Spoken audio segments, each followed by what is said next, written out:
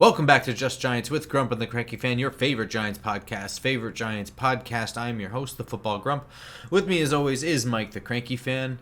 And we were planning on spending a whole episode on the first round pick and what to do with that with the Giants, and we're still going to cover that. But now we have to cover something else as well. As of this recording, it was this morning that Adam Schefter reported that Dexter Lawrence has officially requested a trade from the New York Giants amid a contract dispute that has now, quote, spanned 2 off seasons and will not be reporting off-season workouts. So I'm sure that put a sour taste in your mouth. Cranky Fan, how you feeling? Hey, how's it going, Grump? I am actually down in St. Pete for opening day. And, with opening day starting, we're getting really close to the playoffs and the other stuff. We're thinking about the draft. The last thing I expected or really wanted to talk about was holdouts and things of that nature. I almost to the point I was going to tell you, Grump, hey, let's just do this show tomorrow because there's not that much going on today. And of course, you know, we hit a 5.3 on the Richter scale. And we need to talk about that right now. So let's get into it. Yeah, so I mean, like, there's not much more to the report than that, right? So I think some key things in here is um, Dexter Lawrence would like a new deal, right? So I mean that's really it. He I think it's interesting that he's been in a contract dispute for, quote, 2 off seasons. So we'll unpack that in just a minute, but I'm just going to kind of Yeah. summarize for now. Right now, his cap hit for 2026 and for 2027 is $27 million for 2026 and $26.5 million for 2027. That's just the cap hit, though. Not no part of his contract really left. Basically, everything is no longer guaranteed.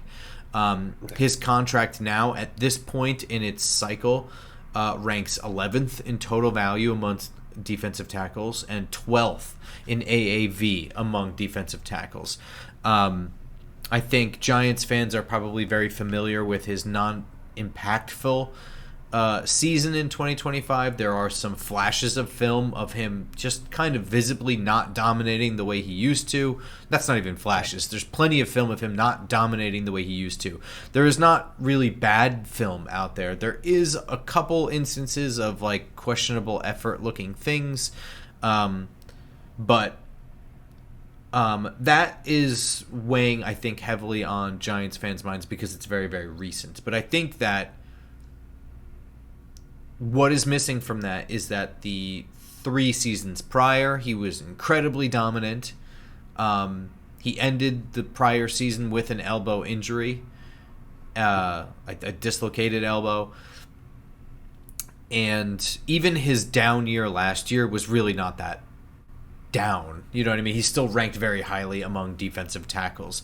So he is absolutely, I would say, a perfect candidate for a new contract. I would say that this contract, in my opinion, without diving into all the different parts of this, and before you jump in here with, your kind of thoughts on it, my quick Mhm. opinion is that it was very, very smart of Joe Shane, and I've been very, very. I've offered high praise for this as one of the best things that he's done since he got here is take care of the Andrew Thomas and Dexter Lawrence extensions as soon as you can. Those markets are going. The defensive tackle market has been going up for a very, very long time. I'm not sure that the offensive tackle market is ever going to go down. I think it's just too important of a position. I don't see it ever going down.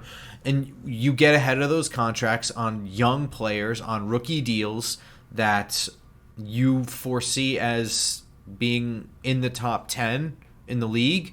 Get it done early and they become cheap deals fast. And that's exactly what both of those things became. Now, Andrew Thomas doesn't have leverage like Dexter Lawrence does because Andrew Thomas keeps getting hurt. Dexter Lawrence doesn't really keep getting hurt and, in fact, plays way more snaps than most other defensive tackles, right? So I think that he's a Okay. perfect candidate for a contract renewal. What do you Yeah. think? I would say it's the exact opposite of Andrew Thomas, where he has all of the leverage in this situation. I mean, we just did on our show last week, we were grading the positions, and I think we had for defensive tackle, I think we had it as an F or an A, however we did the grading, because there's no depth. We saw it last year when, you know, he probably had to play more snaps than you would like to, just because of the drop off was so pronounced as soon as he's off the field. I mean, he's taking on the responsibility of double teams and all this stuff to neutralize him, where he's got no help around him. So he's kind of got the Giants a little over a barrel right now. I'm sure as they were thinking about their plan in this offseason, who are they going to trade for, free agents, thinking about their draft board and everything. I'm not sure that, you know, a number one defensive tackle was on that list. I'm hoping that they were thinking about how do we improve the depth? How do we improve somebody next to him? But, you know, Dexter Lawrence is not stupid. He realizes this. So I think this is the perfect time for him to, you know, make it heard. And I honestly don't have really that much of a problem with it. And I know a lot of Giant fans, a couple of people are texting me today, just get rid of him. Forget it. His his production dropped off. There's no point in having him. And my answer to everything is, and replace him with who? Their defensive tackles don't grow on trees. I'm looking out the window with this nice palm tree, no defensive tackles on there.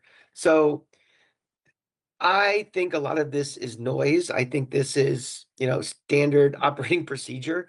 The fact he's not going to be participating in offseason doesn't worry me, for the fact of a guy who's been what is he, in his sixth year? He's a veteran on this team. I know it's a new coaching, staff and everything, but a defensive tackle is kind of a defensive tackle. They go in, they get the quarterback, stop the run. So I'm not overly concerned at this point. I think they are going to get a deal done. I'm not going to lose a lot of sleep tonight over it.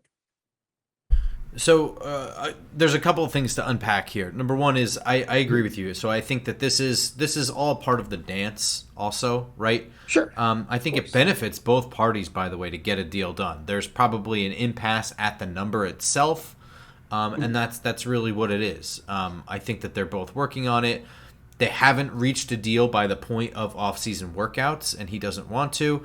Requesting a trade is kind of putting a public notice. It's upping the ante, and again, he has all the leverage, so he can do that. And again, he's getting ahead of the story of him not reporting. So here's an important piece of this that I think we need to talk about. So this comes out, he requested a trade because of a contract dispute ahead of off-season workouts. He will not be showing up to off-season workouts. So this is the story that we get instead of Dexter Lawrence has not shown up. We don't know where he is. Yep. I say that because, like you said, you got a text message today from somebody who said that his production dropped off. This story from Adam Schefter is literally telling us that he's been in a contract dispute for 2 seasons. So now it starts to wonder, did his production drop off because he was in a contract dispute and still playing 99% of snaps on a losing team? You know what I mean? Basically, are people trying to get rid of a guy because they think he quit, or because they think that he's getting older and getting worse? Because it sounds to me like he's not getting older and getting worse. His 1 year of still top 10 level defensive tackle play, but not top 3 defensive tackle level play, seems to be tied to this contract dispute and nothing else. I mean, do you feel that way?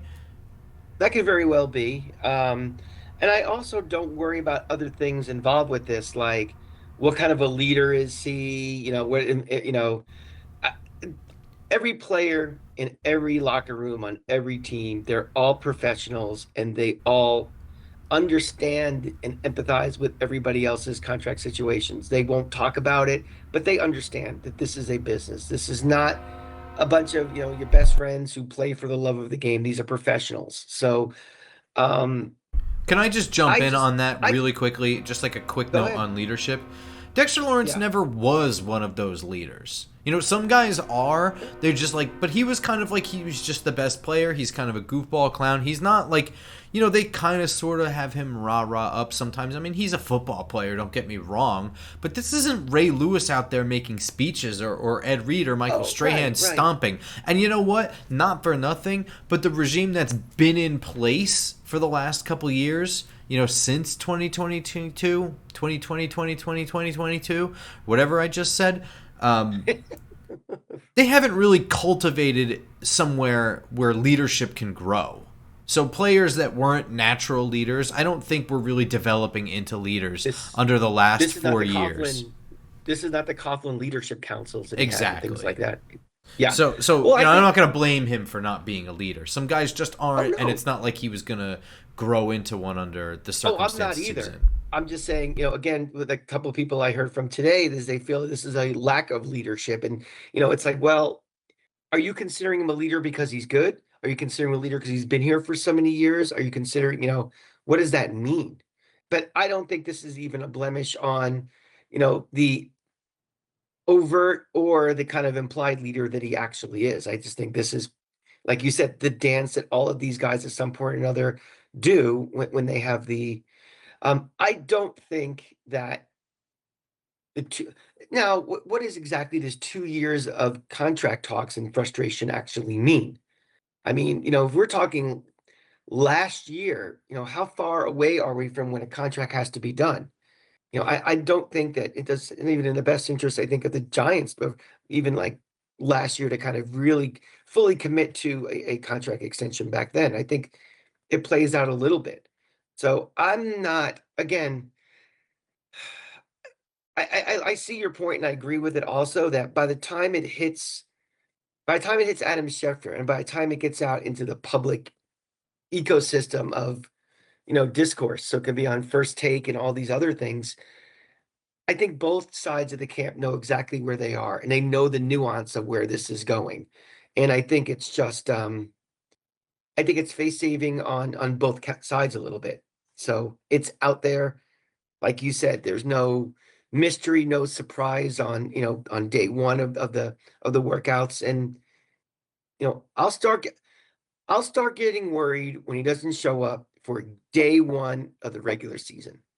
When he misses part of training camp and whatever, again, not a rookie trying to learn his way into the league.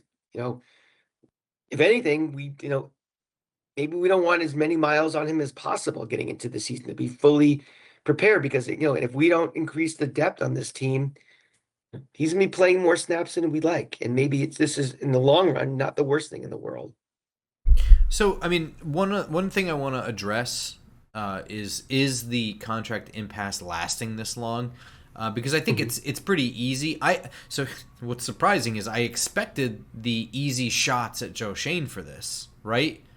Like, essentially, we had people telling us that our best player probably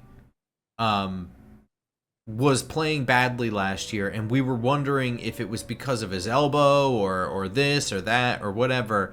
But because the GM that we all hate can't seem to figure out a contract renegotiation with him. Like, I figured that was like easy target. That feels like you're fitting a narrative that you want to do. But one that I see very frequently. And instead I'm seeing a lot of like frustration aimed at Dexter Lawrence for like loafing and like whatever, which is bizarre to me.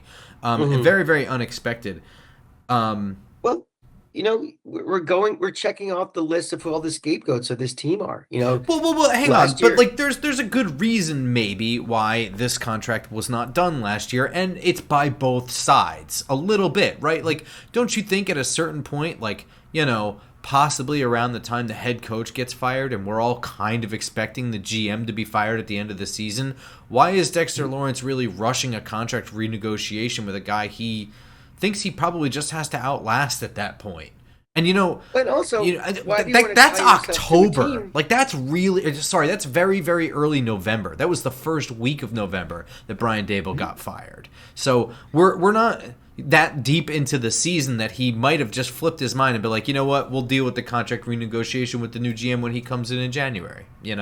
Well, let's think of it this way too. Like, when you're signing a long-term contract, you're investing in something for, multi-years. Think about buying a house, for example. Before you sign your mortgage that you're going to be paying for 30 years on that house, you want to make sure you know what the school district is like. You want to know what the taxes are like. You want to know who your neighbors are. You want to know all these different things. You don't just blindly go in and say, okay, I'm signing this agreement. Dexter Lawrence last year probably knew that Brian Dable and or Joe Shane and his defensive coordinator and his defensive line coach would probably not be back next year. Why would you want to commit to something if you don't know who they're bringing in? We've seen defensive coordinators come here in the last couple of years that have a variety of different styles and defenses and disciplines and all these different things. So, it could be a convenient thing to say that, and a fact, yes, we've been going at this for 2 years. That doesn't mean Dexter Lawrence is going full guns trying to get that deal last year or something. He might Right. have been, whoa, wait, hold on a second. Let's see what we have going on here.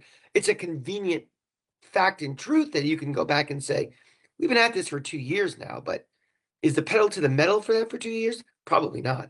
Yeah, and that's kind of where what I'm trying to say is that there might have been some stagnation on both sides. And again, like his leverage went way down the moment Joe Shane didn't get fired, didn't it? I mean, like he still holds most of the cards, don't get me wrong, but like that's a significant shift when the GM that he's having an impasse with, like, the difference between the two of them at the start of these negotiations may have been very, very large.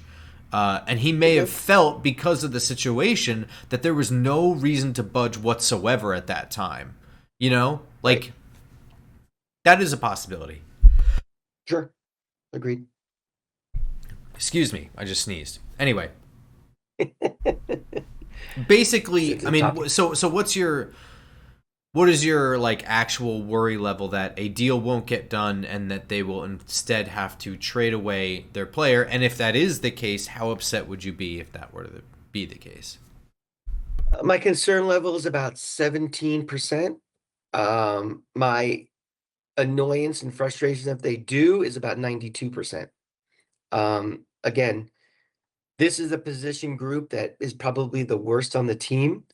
And, I don't care about contracts and stuff. I worry about players on the field. And if he is gone, I don't know, you can't snap your fingers all of a sudden and replace him or come close to replacing him, even if there's a perception that he dropped off. He's still a guy who demands double teams. He's still a guy that, plays a lot of snaps.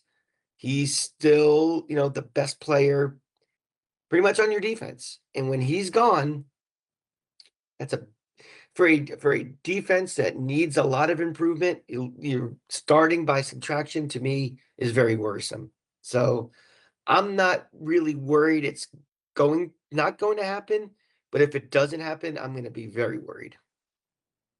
I'm going to put my worry level at about 12% and my Okay. frustration and annoyance level at if they trade him at probably like 97%. I mean, Yeah. there's been so little good that came from the Dave Gettleman regime, but the top end talent evaluation of Andrew Thomas and Dexter Lawrence are among the best things. I mean, they have hit the jackpot using only the 17th overall pick on a defensive tackle that became the best in the league, and is still among the best in the league.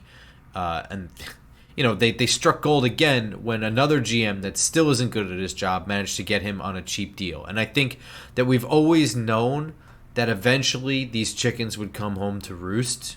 And this is just Mhm. simply that day. And you know what? The Giants have the flexibility to make this happen. So that's why I'm pretty low on my worry level. My only reason I have a spike in it is just that it hasn't gotten done yet, even considering the fact that it can, reworking this deal can actually alleviate some of the cap for this year. You can probably renegotiate it so his cap hit this year is way, way lower by converting it into a guaranteed bonus or some bullshit like that. Whatever they do, that's like a Is that in our common best thing. interest for this year, though, actually, to be To honest? Why wouldn't it Because be? most of the free agents are already signed, the draft picks are slotted for, maybe it's better just to kind of get over the hump this year with the bigger CAC number, and then next year I when you're mean, going to I'm make a just real saying push. you can clear enough room to sign your draft class without having to deal with the fact that you have like you can do that even. You know what I mean? Like you need Mhm. 10 million bucks just for that, just to sign the Right. draft class that you're going to draft. Hmm. They have to come up with that money somewhere anyway. So you can do that much and just, not Hmm. have to affect your cap number at all just by reworking a deal, and it works for both parties. So, yeah, I mean, I think it Yeah. still benefits everybody. So, my worry level is low. I'm just surprised because they're still at this point right now coming up on the draft. We were saying like I'm very surprised that they haven't even added anybody as a defensive tackle. So like they still have no insurance and they're still not there yet, and that worries me Right. a little bit. Yeah. Just an eensy bit cuz this seems dumb easy. Yeah. Again, this is a fan base that's just frustrated with everything. Even though we got John Harbaugh, they're still frustrated with the GM. They're frustrated with losing. They want to win now. They want maximum perceived effort and maximum perceived production from everybody now. So, this is all snowballing. And, the last thing Giant fans want to hear in, you know, early April is one of their two best players all of a sudden they can interpret however they want, but just will not be here until he's signed. Moving on to what we kind of originally were going to talk about tonight, and that is what the Giants should do at pick number 5 in the 2026 draft. And Yes. I kind of want to talk about this in a general sense because I think that there are probably 5 prevailing ideas out there. Okay.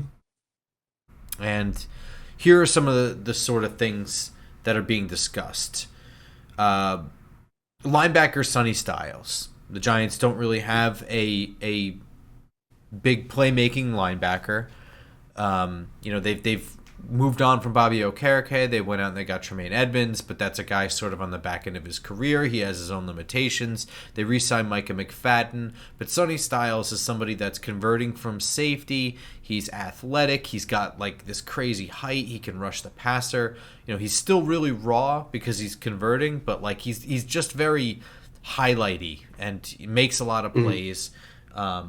And he's still growing, and he would have time to grow. Like, this is an environment in which he could grow. You have, theoretically, 2 starting linebackers already. You don't really need to grab one. So he could take all the time he needs to develop and possibly thrive next to Tremaine Edmonds. And, be a Mhm. cornerstone on a defense that obviously needs it. You think back to those John Harbaugh, Baltimore Ravens defenses with always somebody in the middle. So it makes sense, right? Mhm. Ohio State, Yes. Sonny Styles. That's a very prevailing idea. Also, a prevailing Mhm. idea is one that started getting rumored around because he's an athletic freak and because he does things that are different and because John Harbaugh was very seriously inquiring on Kenneth Walker, and that's running back Jeremiah Love from Notre Dame. Another one of those like freak athletes, transformative, explosive out of the backfield. Same arguments you can make for Saquon Barkley. He's just different as a running back. Um, so there's that one's out there. Then it starts getting murkier because like around pick 5, there's just not a lot of like crazy high end talent like there normally is, and there's not a lot of quarterbacks that push the guys that are going to go 1, 2, 3. Yeah. So then the 2 other guys that are kind of hanging around there are Ohio State safety Caleb Downs. I got to be honest, one of the most clean and polished safeties I've ever seen. Only 3 years of school. He looked like a pro in year 2 of school. He didn't even really need to play college ball last year. So somebody like that, but just doesn't have like crazy flashy highlight film. So there's not like these wild, 20-minute highlight things of just interceptions and pass breakups. He's just a very, very good safety and doesn't get tested often. Also, he's a safety, which people are adverse to picking, at pick 5. And then Miami offensive tackle Francis Maui-Noah could get kicked inside to right guard. Giants have problems at tackle and guard. You have injury issues with Andrew Thomas. Obviously, you just re-signed Jermaine Illuminor, but just for some small amount of time. This guy could anchor the right side. Maybe you kick him into right guard. There's that. And then the 5th thing is what everybody always wants to say, but there is legitimate, need to want to do this, and that's trade down. Giants don't have a third-round pick because they had to trade up last year to get Jackson Dart, and this is a year where a lot of the talent is kind of concentrated at the late first into the second and third round. So, now that I've introduced those 5 things, we can kind of just briefly talk about it. How would you feel about like a Sonny Styles kind of like rangy, athletic linebacker to grow on this defense and then eventually take over and anchor it? Yeah, my philosophy always is I like to take care of the positions closest to the ball in the middle of the field as possible. So, if you're talking about a really good linebacker who can, especially with we still have a leaky defensive line, and it could be a lot more leakier going forward. Someone who doesn't have to be, to plug in immediately and have to be the savior. I would be fine with him. Yeah, man. I mean, it really would be transformative. I mean, if they could obviously get the Dexter Lawrence thing figured out. I mean, you add Sonny Styles and you add a defensive tackle, and then suddenly that, next to Dexter Lawrence or whatever, all of a sudden, I'm not even as worried about that giant blemish at cornerback and the fact that both of our safeties kind of stink. Like, that front looks so much more solidified that those become much less of a worry to me. One of the best way to help your corners and safety out is having pressure on the quarterback and slowing down the running game to make it, third and longs and stuff. So I guess we should put, the one matzo ball out there with this is that it's very, very unlikely that the Dexter Lawrence situation is going to be resolved by draft day. Would you agree with that? I would agree with that, but I mean, do you think Well, if here's where I'm the going. Giants? Sorry, go ahead. No, I was say where I'm going with this is I don't think the Dexter Lawrence situation is going to impact their trading thoughts. This is a complete gut feeling for mine, and it could be from gas from all the hot dogs I ate today, but I think the Giants think they're going to get this done with Dexter Lawrence, and I don't think they are going to be thinking about in the draft like we need to replace him and replace him right now. Um, they should probably, I think they're more focused on depth around him, you know, bringing in a guy they can groom and nurture to be that guy who can be, a solid guy if Dexter Lawrence has to have a blow for a play or, a series or something. I don't think they are looking at this as like an, oh shit, wipe our board clean. We have to start over, thinking about defensive tackle. I mean, I would agree, and I think that the he's still got them bent over a table. I mean, Sure. they forget everything. Like they can't afford. If whatever number he's proposing, they think they can't afford, they can't afford to not pay it because they don't Right. have anything else defensive tackle. And quite frankly, they screwed up very very badly. I don't want to shift us back to that original conversation, but what they should have done to keep the contract negotiations square was instead of getting guys like Roy Robertson Harris that were going to rush the passer from the defensive tackle spot, they should have gotten,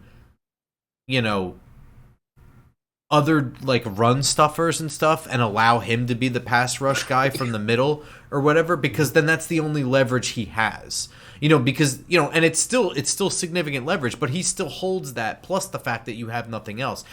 In that scenario, at least, instead of going after the Roy Robertson Harris and drafting a Darius Alexander, you go out there and you get 2 legitimate run stuffers. It's like, all right, well, we can get another pass rusher from the inside. We can actually get 2 that can maybe make you in the aggregate that costs less than that. So, you improve your contract negotiation standpoint. They didn't do that last year. So right now, they have jack shit at defensive tackle. So they're in just as bad a situation negotiation-wise right now as they were last year. Joe Shane is just as likely to get fired at the end of this year. You know what I mean? Like, their spot is pretty much the same. Other than Dexter Lawrence, it's now at the point of having to endure another year of being pissed off. It's Right. a war of attrition at this point with that. So Right. that's it. Okay. That's the only. That's how I see it. I mean, maybe I'm wrong, man. I'm not I'm not claiming to know everything. This is a today story. I mean, you could correct me if I'm wrong, but that's the way I see it, right? I kind of see it the way you do too. I mean, it's just this is this has been allowed to fester, and I would have hoped in the 2 years of this time frame that we would have had a little more fortification of the defensive line, and but we haven't. The bottom line is we haven't, and you have to worry about the now. You can't worry about what should have been. And again, if he's gone, if you don't want to pay the money for it, you might get a defensive tackle next year with the number one pick in the draft, and that's something I don't think anybody really wants to, Exactly. think about. Yeah, because maybe that defensive tackle is something close to Dexter Lawrence, you know. Right. Um. So Sonny Styles, what's Jeremiah Love? What happens if the Giants take Jeremiah Love at pick 5? What happens to Cranky fans' hair? Does it go on fire? It turns into your hair Uh-huh. if that's the case.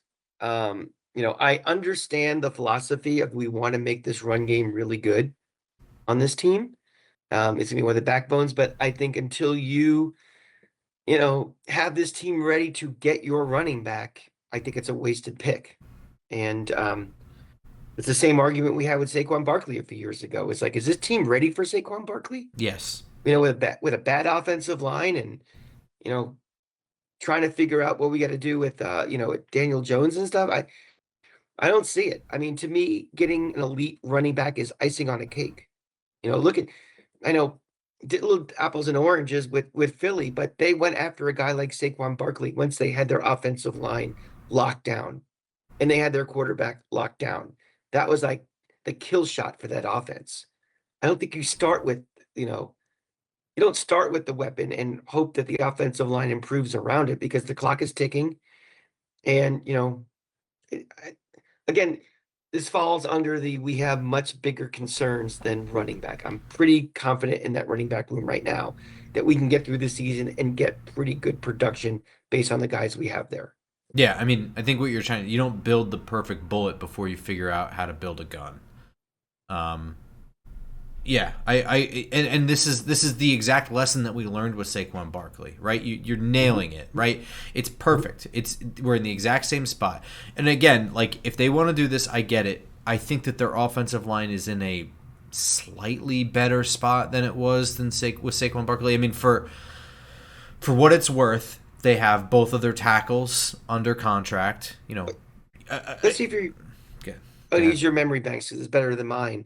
How far long was Daniel Jones when they drafted Saquon? What year was he? Do you remember? The year before. No, it wasn't. Yeah, wasn't Saquon Barkley the year before with Eli Manning? He was before Daniel Jones. I thought. Okay, so if that's the case, then it is kind of similar because we still have a relatively unproven quarterback also. And again, you want to do everything you can to make sure he's successful. And I don't think a running back does it unless you have, a better offensive line. So here's the thing. Here's the thing.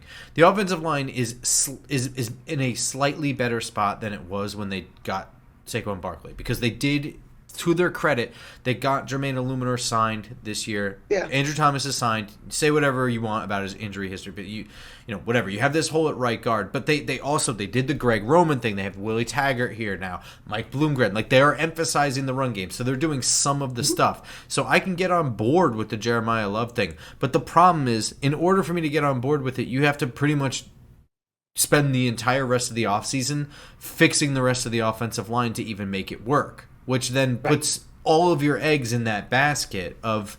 So, I mean, of course it's going to end up helping Jackson Dart because then you're fixing the offensive line. I mean, you're throwing the rest of the offseason at the offensive line anyway.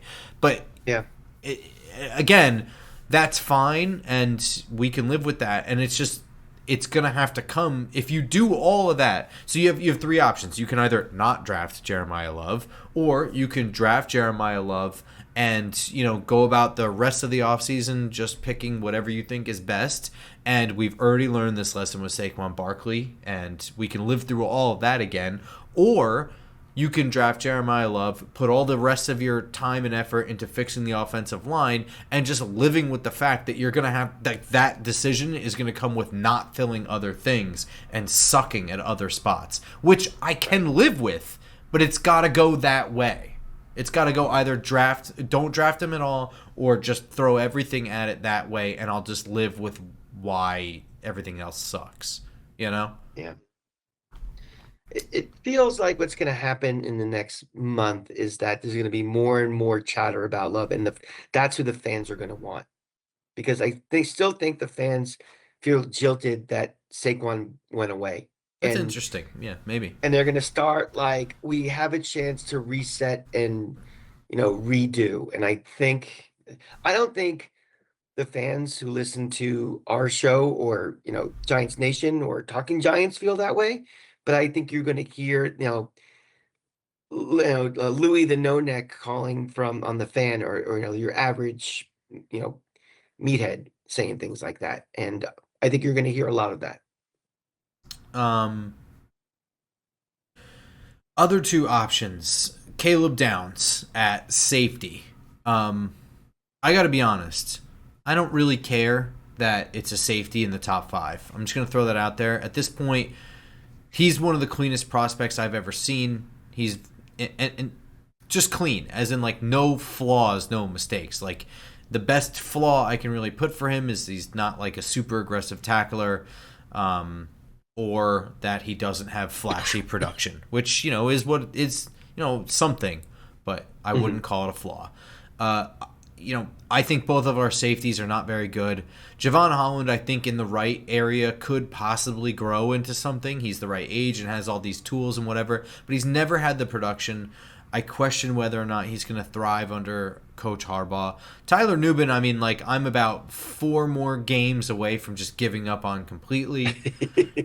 So, like, I don't care about any of that. And, like, again, like you said, like, this is down the middle of the field. This is and he's also like versatile as shit. I mean, I don't want to spend this whole thing like doing like a draft evaluation, but just pigeonholing him as a safety is underselling what he's capable of and all the different ways he can be utilized and lined up and disguised coverage. This is a very, very, very polished, basically veteran safety. I've never seen anything quite. I'm overhyping him. He's very, very good.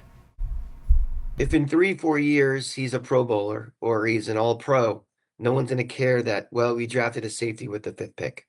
You get football players. You get people that fit your system and fit how you're, trying to build your defense. And, again, it fits that profile of mine of, right down the middle, right closest to the ball this way. So, I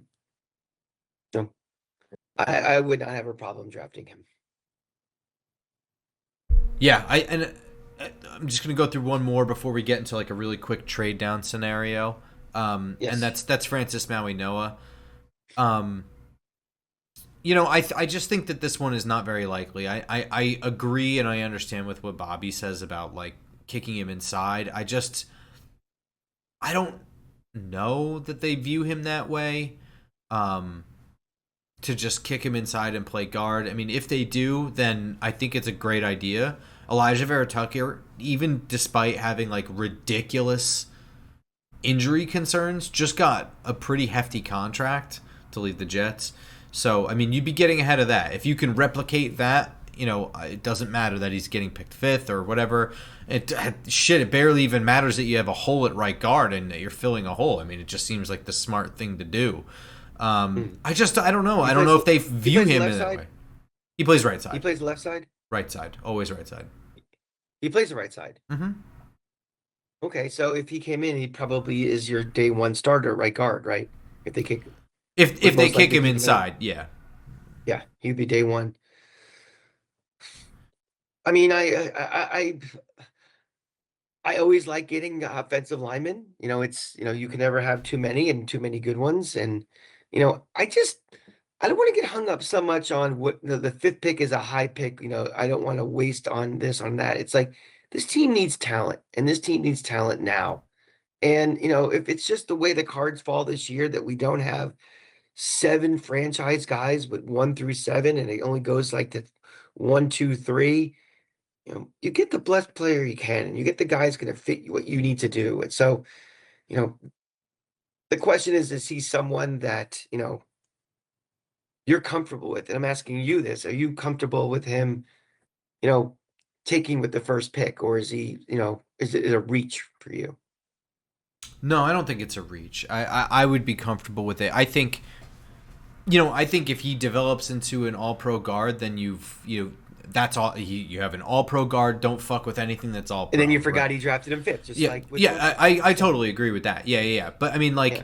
I think also he offers some level of flexibility, right? You keep him inside while you have Jermaine Mhm. Illuminator, and let's just say he doesn't become an all pro guard. He's just fringy Pro Bowler, and in the 2 years that you've had him at inside, you start thinking like, maybe he's a tackle after all, or maybe after 2 years the game speed has slowed down for him and he looks better at tackle. You move on from Jermaine Illuminator, you kick him out there, and you've solved maybe tackle. So like, I don't have a problem with it. My only concern is and I don't know if it's a concern so much, it's just like a thought, is like, do the Giants view him that way as someone that they could kick inside, or do they just view him as a tackle? And if that's the case, then they might have just already not crossed him off their board, but knocked him down from Yeah. 5, That, where it's that's just like, just what I we was gonna have the say. tackle. So I just don't Right. know. I mean, I think that that's perfectly good. So when I look at this, I think the most likely scenario is that the Giants are going to draft Caleb Downs. And I'm saying that now. I'm perfectly okay with it. Like I said, he's super, super clean. I see the way like mock drafts and stuff are going, like generally we kind of figure out like the first 4 picks are what we think they're gonna be, right? With like Fernando I would Mendoza's going say first, Arvell Reese I is would probably going to the Jets. You know, well, I would caveat that a little bit, is because there's always that wild card quarterback who, flies up a chart and throws a little bit of chaos into that. And I don't see a guy like Simpson from Alabama being that guy this year. So yeah, I think I think we're kind of there. I don't think that, we've already gone through the combine. We've already gone through that stuff where I think if he would have had his launch, it would have happened. I don't think it's going to. So, but you never know. It's a weird thing. People just they panic when this quarterback is out there. I may want to grab him. So, but other than that, I mean, he's really the only one who's in that consideration to muck up a board, right? There's yeah, I no would. small college guy. No, I think that's really. I mean, like right now we're starting to hear some heat on Carnell Tate, which is pretty wild, the wide receiver from Ohio State. But I don't know how Mhm. much I believe that just now. We'll see. Whatever. That's Obviously, you're yeah. not wrong. Quarterbacks have that effect. We're still really early, but I mean, when I look at stuff, like I see Sonny Styles, someone just flying upwards. Like I could see him going third to Arizona or something. Francis Mauigoa is someone that could go third to Arizona also, because they just need offensive linemen. But if that's the case, then I could see I could see Sonny Styles going to Tennessee then at 4 instead of Jeremiah Love. You know what I mean? And I think at the end of the day, if it's between Jeremiah Love and Caleb Downs, I think they're going to go Caleb Downs. I just think that's how it's going to go.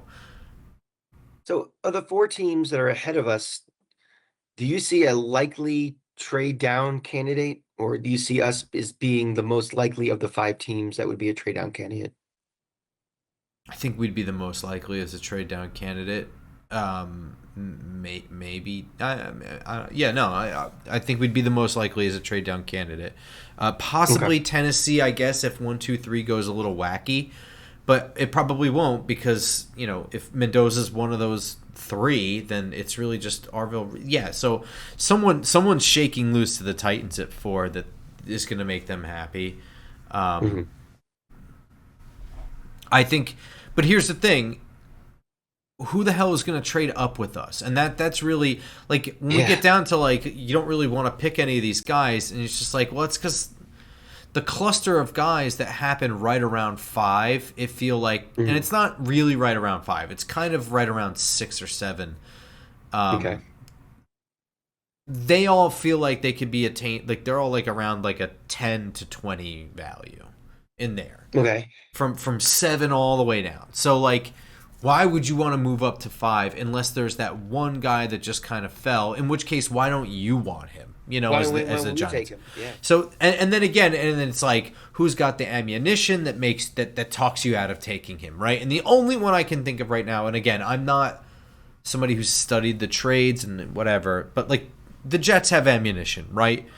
And if someone's going to move from 5, if we were to move all the way down to 16, they would have to pony up 33 with it, which is the very first pick in the second round. So now you're looking at, with the Giants, does somebody like Caleb Downs or Francis Maui-Noah or Sonny Styles, do you love them more than the possibility of getting at 16 now?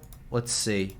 I'm just going to throw up the consensus big board just because it's just like an idea.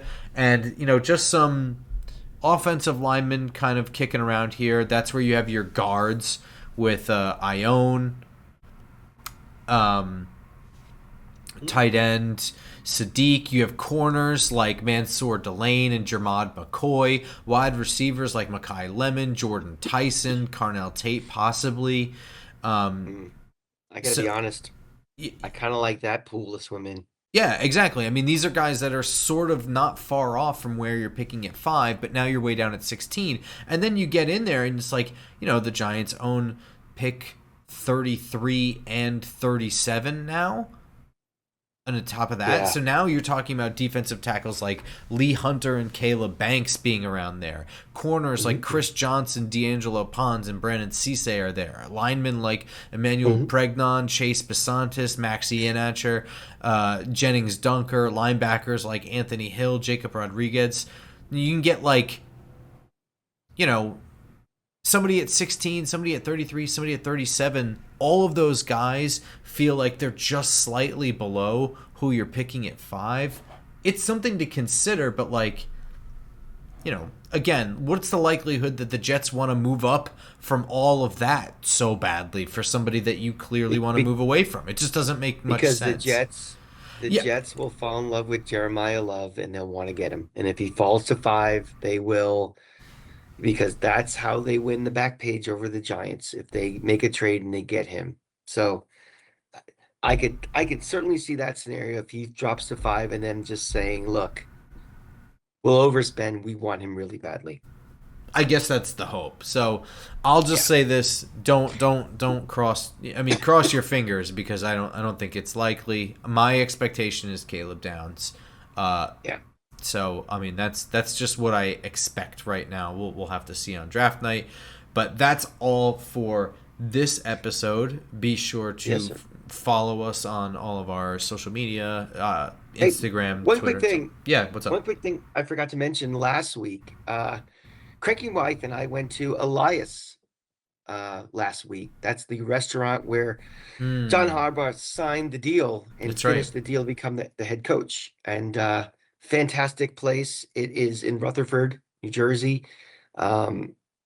They gave us a tour of the downstairs room where the deal was done and everything. Oh, cool. So if you get a chance, it's walking distance from the train station in Rutherford. So I highly recommend it. Great job. Oh yeah. What did you order? Oh, we went nuts. We had like 3 or 4 appetizers. It was a Friday during Lent, so I had to go with seafood. So, the red snapper they bring out, they walk you over to like where there's like 5 or 6 snapper in the ice. You pick the one you want. They go in the back. 20 minutes later, there's your meal. And if you're a wine guy, that downstairs room has got tons of wine bottle, a whole collection, and really good staff, and very friendly. And all you need to do is say you're a Giant fan, and look out. So I want to give them a shout out for everything's on the house, right? Everything's on John Mara at that point. No, unfortunately, or just one order of Pepsi. It's a coupon, actually. All right. Well, that's going to do it for us. Be sure to follow us on iTunes, SoundCloud, Spotify, and, of course, YouTube. Until next time, go Giants. Go Giants.